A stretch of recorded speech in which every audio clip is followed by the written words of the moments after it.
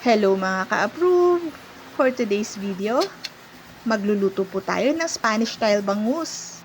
Matagal na nga palang nire-request ni Bossing Daddy na gawin namin ito. At ito na nga, ang kanyang pinakahihintay na Spanish style bangus.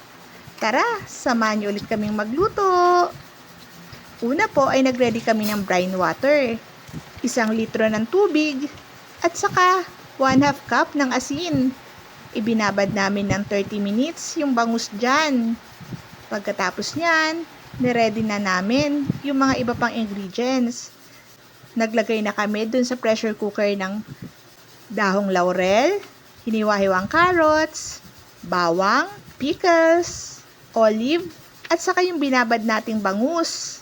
Pagkatapos, sa taas nyan, ilagay ulit natin yung natira nating carrots, bawang, pickles, tapos olive uli, paminta, dahong laurel, tapos timpla na natin ng asin, asukal, suka, oyster sauce, patis, konting tubig, at saka canola oil. Tapos ilagay na natin yung siling labuyo sa taas. Takpan na natin yung pressure cooker at pakuluan natin ng 1.5 hour. Pagkatapos niyan, luto na po ang ating Spanish style bangus. Kain po tayo!